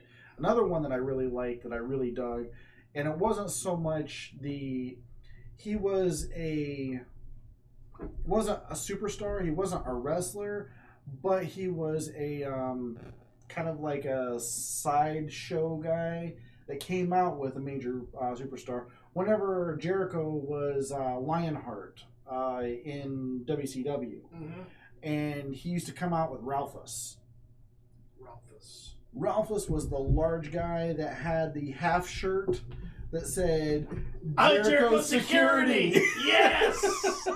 I remember that. Oh, the dude that came in with him in WWE, or was it in WCW? That was, as well? that was WCW. Ralphus was only in WCW, but it was when he came out wearing a half shirt and it was white and it was handwritten Jericho Security. Yeah. Right on. Ralphus was amazing. Yeah. He was my go-to because it was funny because like he would Jericho whenever he was mocking Goldberg, he would come out and Ralphus would bang on the door while he was eating a sandwich and like stuff down his shirt. Well, in WCW, Wrath and Mortis. Yes, they were very short-lived. G.I. Bro. And then there was Five time. WCW. was it Major Guns and Captain Erection. Captain Erection. Yep. That was Hugh Morris. We should see if we can get him on the show. He's in Titusville right here. I was a big fan of Major Guns. Yep, she was quite impressive. So the Arachne character was Brad Armstrong. Thanks, James Elwood Fairley. Nice. Brad Armstrong, isn't he related to the one Brian Armstrong? Isn't that the Road Dogg? Or am I thinking somebody different? Brad Armstrong is Road Dogg's brother. Ah, see, Joey got something there. Right on, pineapples. Yes. And to answer your question there, James, also the appeal of that superhuman guy, he kind of is making a mockery of independent wrestling, but there's a market for everything. So you've got the new guy that signed on ARW, right? So I mean, gotcha. Is he making a mockery? Maybe so, but that's something that he appeals to somebody, some demographic. Yeah. Maybe maybe because he was big on YouTube. Maybe they're trying to, bring in that demographic, bring in that audience. Right. It could be. Kerwin White. That was the name of Kerwin Chavo's White. character. That's right. Oh, that's where he would drive in on the golf cart. You were saying earlier. Yes. Okay. Yes. Yeah, that was very short-lived. How about Reverend Devon? With Deacon Batista. Yes. Which is how Batista got his first main roster debut. Yep. As the deacon of the Reverend Devon. Yes. Yeah. Yes, indeed. And he would carry around Indeed the money that people would donate to Devon's church. Was it Papa Shango? Who was it? Was it Yoshitatsu that's the announcer now? Yes. Yoshitatsu. Okay. Indeed. Indeed. Because whenever he was a wrestler, whenever he would speak in his native tongue in Japanese, and then what they would do is they would subtitle Indeed underneath. Kind of like what they did with Kai and Tai. Right. Yeah. I used to like me some Kai and Tai, man. Kai and Tai was awesome. Taka Michinoku was an amazing wrestler, and Funaki too, man. And I tell you what, that's who it was, not Yoshitatsu, Funaki. Indeed, that's who I was thinking. Number one announcer. Number one. That's right. Asian. Kung Fu Naki. You remember that one? No, hold on a second. Asian. You need to contact your cousin Funaki and have him call us. That's it. Kung Fu Naki. You remember that one? Yeah. Oh yeah, that was another gimmick by Funaki. I got another one here for us. Speaking around that time, I used to like me some Jimmy Wang Yang. Jimmy Wang Yang, the redneck Asian. The redneck Asian. Yeah. He'd be do-si-doing down to the ring. Yeah. But he was a phenomenal cruiserweight wrestler. But throughout the years, I mean, these wrestling federations, they throw stuff out and see what sticks. And you know what? I find enjoyment in it. Yeah, because there are some that were gimmicks that went over big time. Mankind is a perfect example of that. Mick Foley, one of my favorite wrestlers of all time. He alone has had 3 gimmicks. There's Cactus Jack, Dude Love, and Mankind. He's also done different ones before he got to the main stage too. So those were like his 3 big ones. So. Right. Like he's done Jack Foley. He, before he'd start using his real name, he was Jack Foley in a territory or whatnot. And, How about Brother Love? He wasn't a wrestler, but I love you. His face would turn so red. I'm just like, good God, this guy's got to go to the doctor, man. Right. Like, is he about to stroke out? That was all face paint, dude. Really? I thought he would just get this point because he would turn. You know who that is, right? Yeah, isn't that Pritchard? Bruce Pritchard, yeah. Yeah. That's all face paint. Isn't that Tessa? No, I'm thinking something else. You're talking about Blanchard. Pritchard is different. Tully Blanchard. Tully Blanchard. Totally different person, man. So does Sasha know about Tessa? Yeah, we're cool. That's an open thing, dude. Yeah. See, man, the things that you like, the things that you don't know nothing podcast, about, ladies and gentlemen. Yeah, I mean, this is stuff that Bill and I talk about all the time when you're not around, man. You guys are destroying my fragile little mind. Anywho, I got some other stuff for you to Google then. Oh no, not doing that one. Ha ha! I'm done with that. You blue waffle loving son of a bitch. All right. Pair of despair. So, what do you guys think of the new setup? It looks announcer table-ish, right? And what do you think of the audio? Is the audio a little bit more clear, a little bit more crisp than it was last week? Yeah, somebody let us know so we know. Crisp autumn day. It's like a summer's breeze. Like a summer breeze. Makes The me summer feel wind. fine. Come on, man. Blowing through the jasmine in my mind. Once again, you have let us down. You failed me. I'll tell you what, though, guys. That's what I loved repercussion in the 80s with Vince McMahon. His despite who his top guys were, his mid card, his fillers, jobbers, whatever, he always had those gimmicks, man. And some people say, man, they were racist. They were stereotypes, yes, that he utilized as any other promoter did. Right. But that's what made the character. The Iron Sheik. Okay?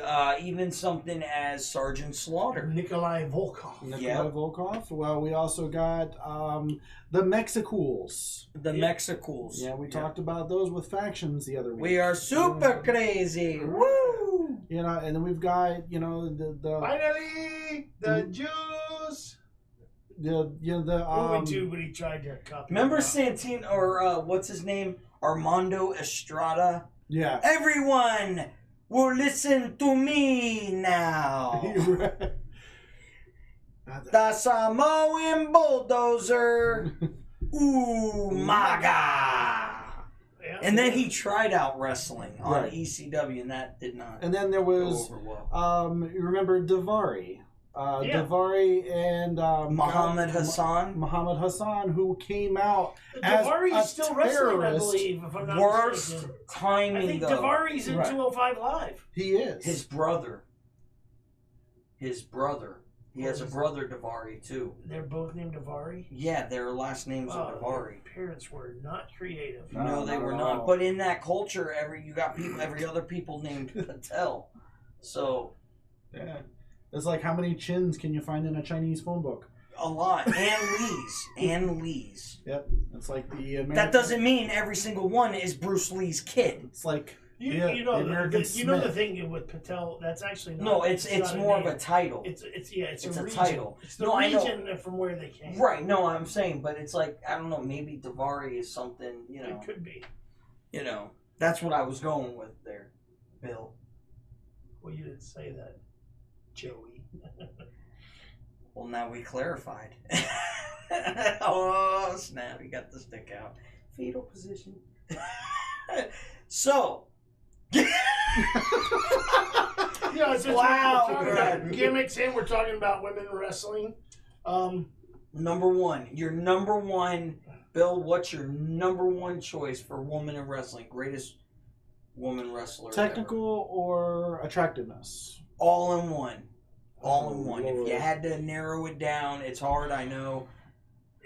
I don't mean literally, Brad. That's why the table's here. I don't know. Honestly, I don't know that I could pick one. don't know that I could just pick one. Well, I'm gonna pick one that I felt like revolutionized for women, and it was in the Attitude Era. The ninth wonder of the world, China. China, yeah. What she brought to the business, and that's, I agree with you guys. It's hard to just pick one, but China made women beating up guys cool on wrestling. Which I think that it was awesome. Somebody in this day and age, I think that would give her a good run for her money would be Tessa Blanchard. Oh, absolutely. So I wouldn't want to fight Tessa Blanchard. I wouldn't either, man. I wouldn't want to fight China. I watched many videos, of her matches and all, man, and I thought you were gonna say something else that started with an MA. She can throw down, man. She is one badass chick. Yeah. But like I said, it just the women. Long gone are the days like Glow. Wrestling. Yes. Yeah, like they had. Glow was cool. I remember watching it as a kid. I loved watching the gorgeous ladies of wrestling. Have you watched it on Netflix? I have watched it on Netflix. I need to watch that. James, I'm also with you on that one. Lita and Molly Holly.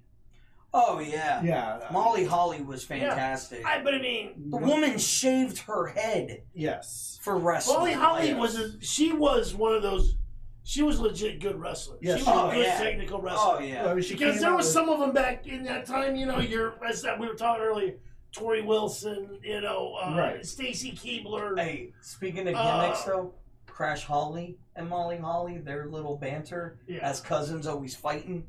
Yeah, I thought that was cool. They. And then Hardcore was they were prick cousin. No offense. But then I'm not taking shots at them, but they weren't wrestlers. They weren't out there really. They were eye candy. I'll tell you, they were badass. Candice Michelle. They were glorified valets. Is who what they was were. a legit badass back then though in that Attitude Era? Jacqueline. Yes. Jacqueline would have killed the bitch. And Ivory. She would have.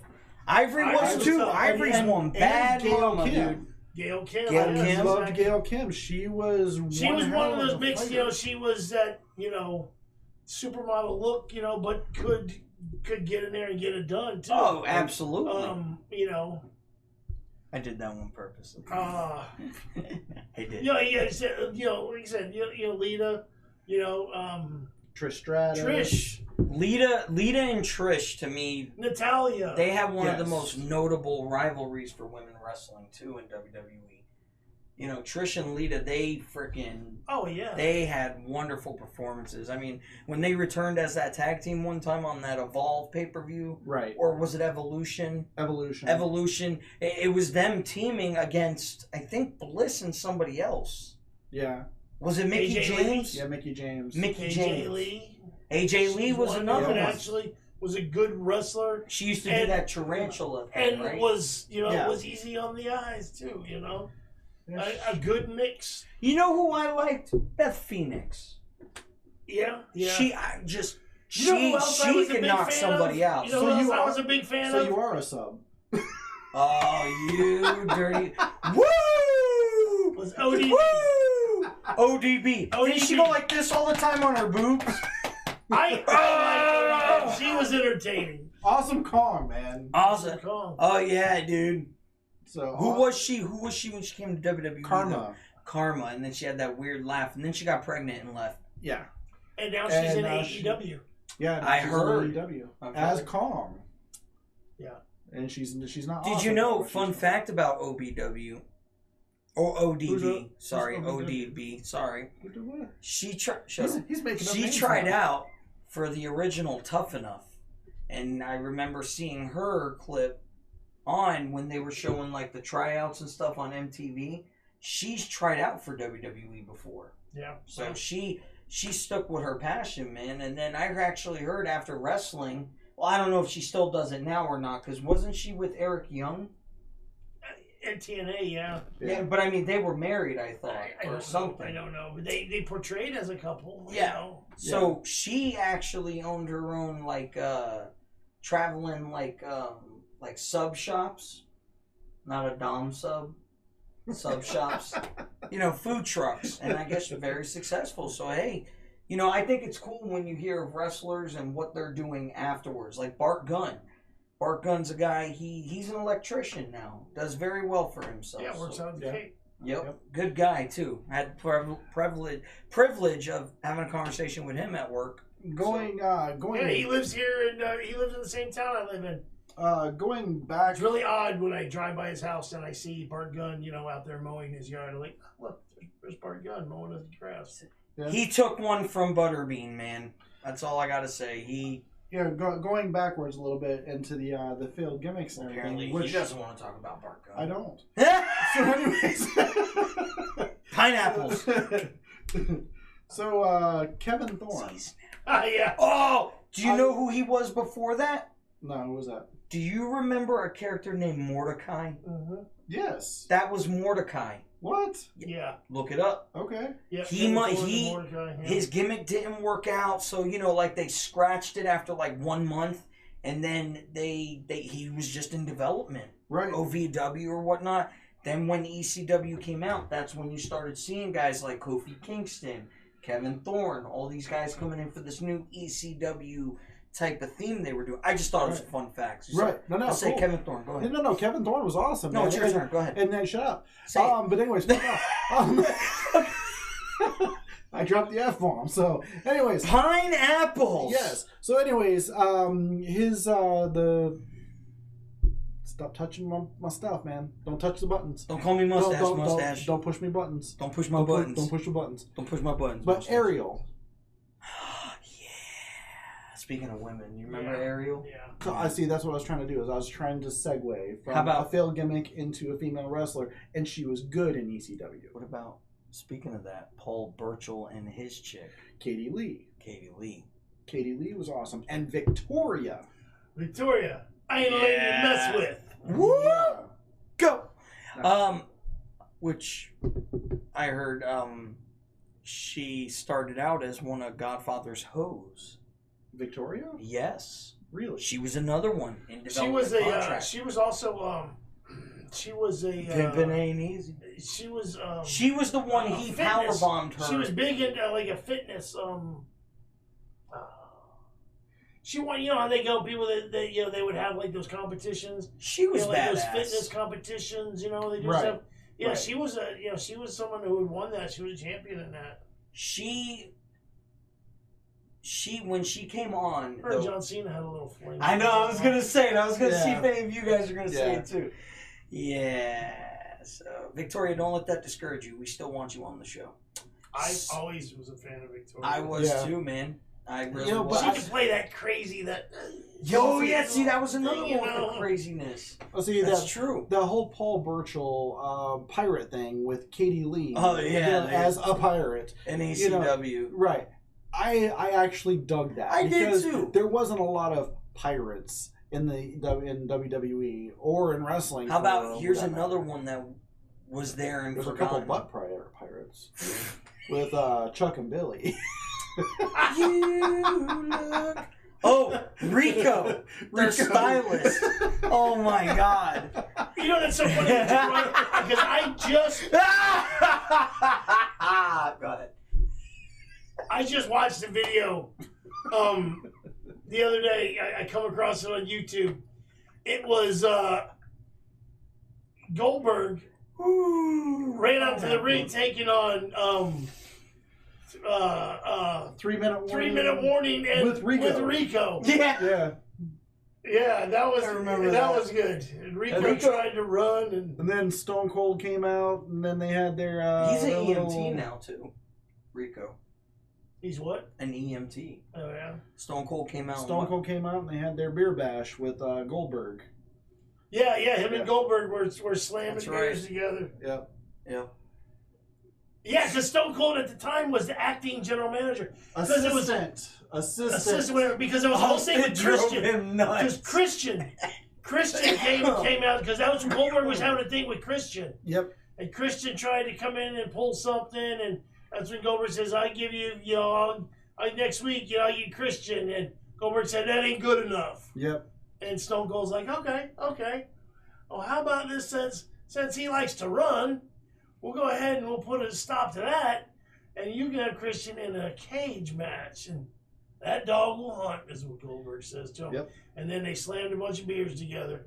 A lot of beers. And then they had a bunch of people come out to the ring holding little beer cases. And Oh, yeah. Yeah, that was good times. It was an Austin. I need to try and make some of that Austin's. Is it out yet? Yeah, Yes. yeah. Yes. What is it called? Austin IPA. Was it like Broken Skull IPA or something? Something like that. Another woman of wrestling, though, we were just talking about Victoria. Do you remember when they had her teamed up with Steven Richards for a little bit?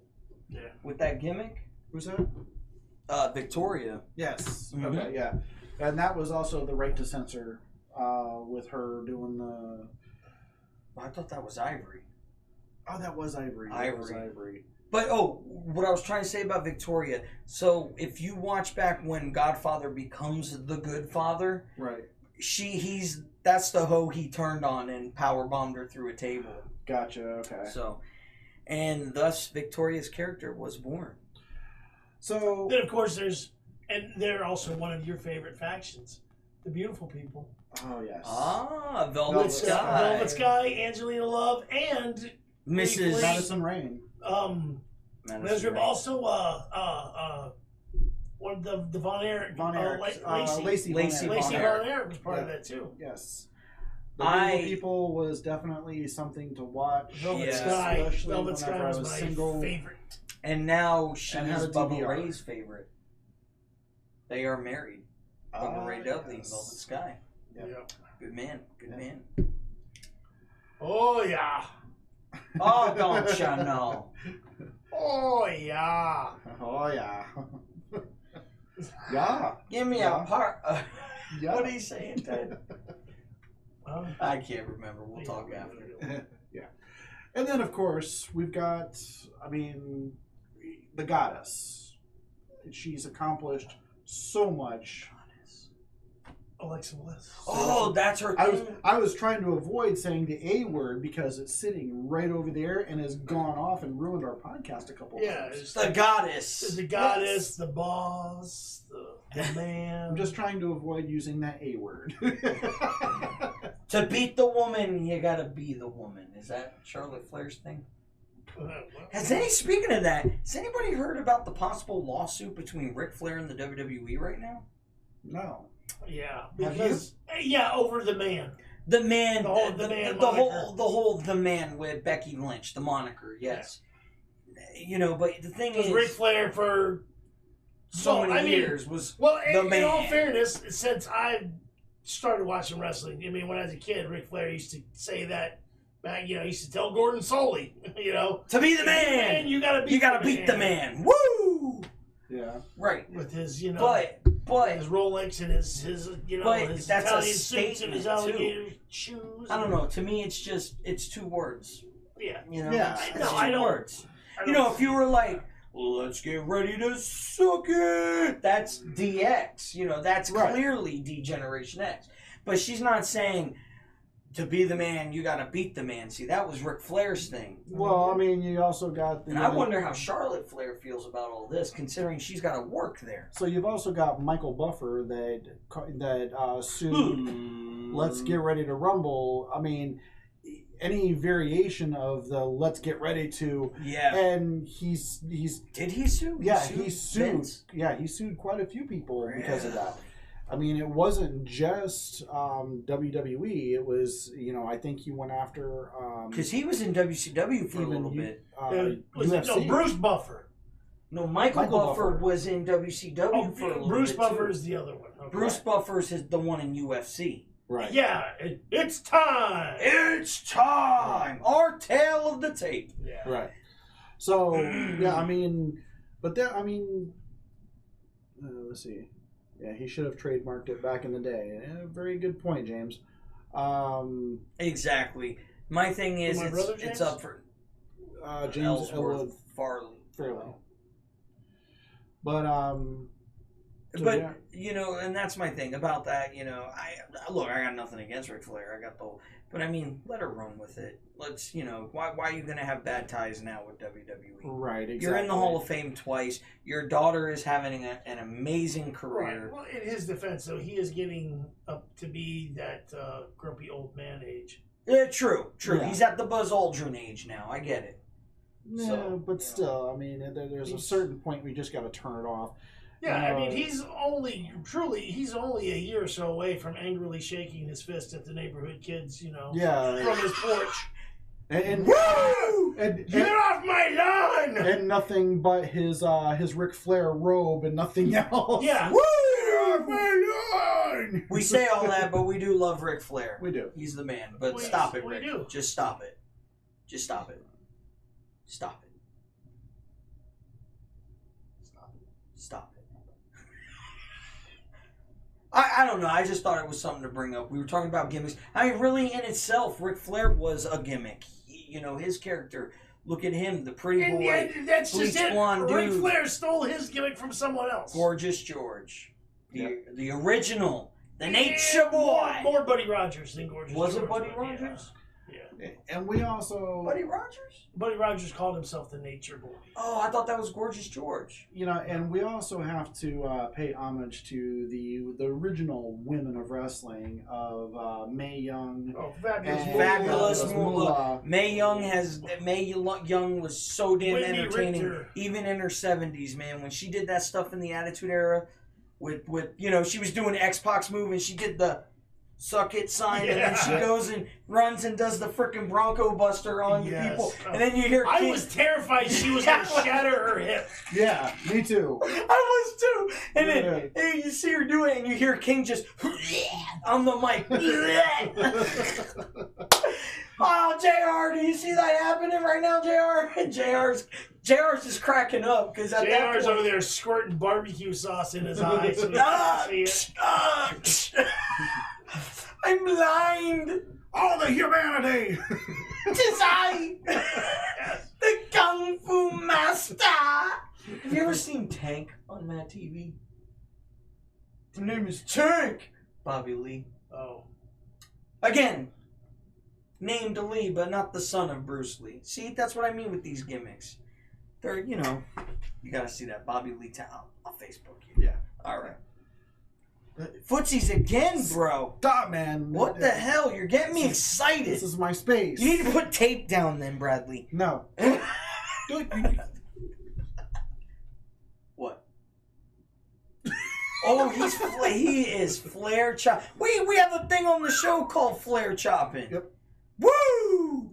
Yeah, me and my buddies, you know, went back when we used to watch wrestling, like, a lot. We used to, like, every Monday and Thursday, I had a group of friends. We got together at my house, and we just hung out. It was an excuse to just hang out and drink and watch wrestling and all. Right. But we used to play a game called Open Chest. Oh, boy. Yeah. And it was basically, when all we were around one another, you better keep your stuff, you know. On guard. Keep on guard. Keep it in there. If you had an open chest, it was fair game. But you had to yell. It's almost kind of like when you got to yell Uno when you put down your last card. You had to say open chest, and then you could slap them and get them. Did you see me? And it was all was fair. You know, you couldn't bitch or complain because you know you had an open chest. So Joey's gonna It was a sit fun like this. game, and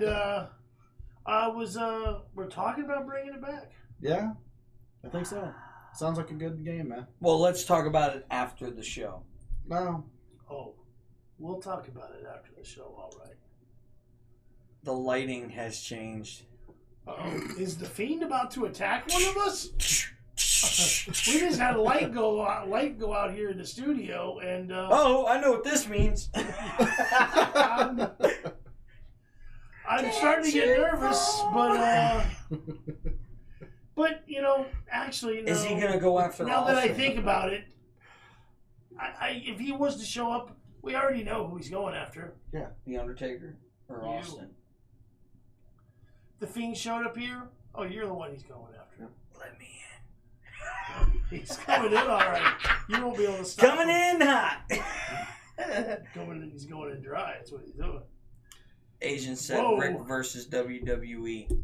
Who? Asian says Rick versus WWE. So yeah, I guess Charlotte's pissed over it. So it's something Shit. You know, definitely not breaking here. yeah, I mean, look, to me though, I don't think it should have anything to do with Charlotte. Charlotte shouldn't have anything to worry about with good standing with the company.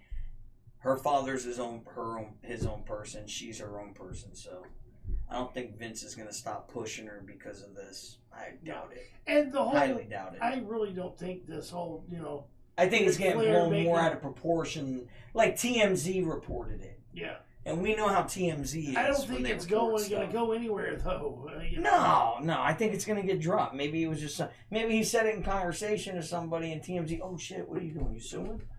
Yeah. Can we get a statement? Maybe. Oh yeah, Harvey. Well, Harvey is. So- He's on top of it. Yeah, man. Yep.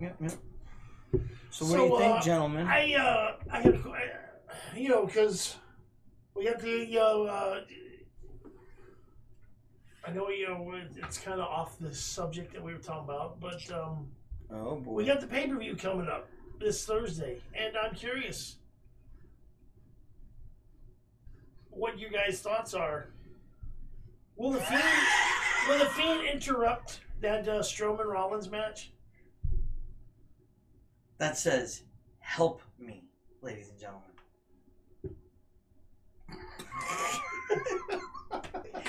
So I think the Fiend will interfere in the title Yes. match. I think that's where it's going.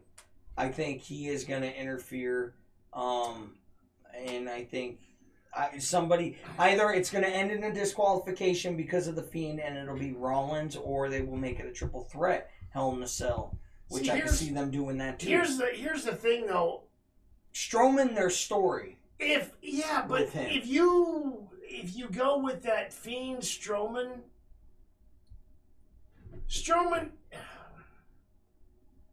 the Fiend's not going to just run roughshod over Strowman. No, but he will over Seth. If it was Seth, they will set up at least for that initial. I can't. What are you, Al Snow? Help me upside down. That's what he was going for, or was he? Yeah, I don't know. yeah. That if it's Seth Rollins, that first match, that first confrontation, they'll have it where the Fiend just kind of like with Balor. We all know that Balor's capable of putting on a much better match, giving a good match, but they had the Fiend just kind of steamroll over Until him. he returns as the demon. And it would be believable with to do that with Rollins. Was Strowman, I don't just. So that link that I posted in our little group chat that we have is the dialogue between the Undertaker and the Wyatt family at that time. Don't you talk about it. Don't touch it. So the dialogue between the two factions was pretty much on par with, and there was a lot of, that was pretty much the same time that Strowman went off on his own. That was about the time that, the Wyatt family was starting to dissipate. Mm-hmm. There was a lot of stuff that was alluding to it. He's trying to gain his people back. So he's trying to get, I think he's going to try to go for Braun Strowman and bring him back into the family. Also, You think Eric Rowan. and Eric Rowan says that he answers to a higher, he doesn't answer to anybody else. He's the mastermind. He doesn't have to answer to a higher power. Well, Higher power. bullshit. To me, that with everybody breaking away from their normal gimmicks that they're in, makes me highly suspect that this is going to be a Wyatt family reunion with Luke Harper as one of the center pieces. Oh yeah. Luke Harper hasn't been around. It could be them reforming, But look at Eric Rowan. He's different now. He is different. I don't doubt. I don't necessarily think. Don't think that there won't be a new Wyatt family. personally though, I think it'll be new. Yes. I think Strowman has broke away. Strowman has kind of made a name for himself on his own. You know what I mean? He doesn't necessarily need to be, a crony in the faction. And I think that's what they're trying to do with Rowan too. I think they're trying to push Rowan, as a singles single. You got to do his own thing and all. But he's not very intense though, man. His whole thing is pretty. I mean, he was trying to be very intense and everything whenever Roman Reigns came out. But I mean, it was really vanilla compared to some of the other intense performers. So, and I know that Vince has been sour on Luke Harper and Eric Rowan outside of being in a faction. Yeah.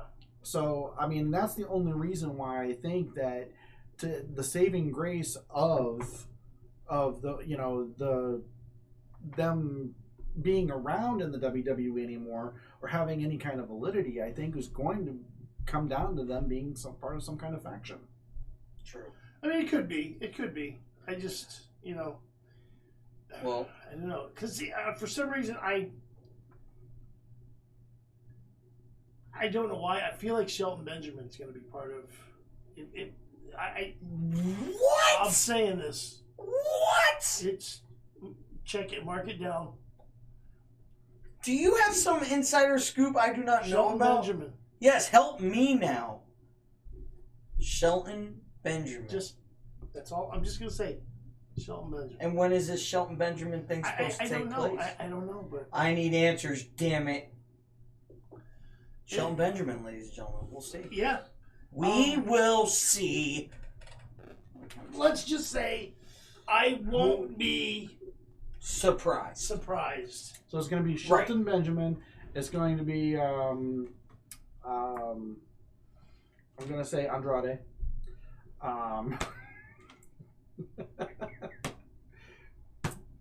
Liv Morgan. Definitely Liv Morgan. This is the microphone. Oh, that's the microphone. Yes, it is. Right there. Right there. I just want to be a part of the conversation. Here, I know. I want to say something. No. I do. I want to say.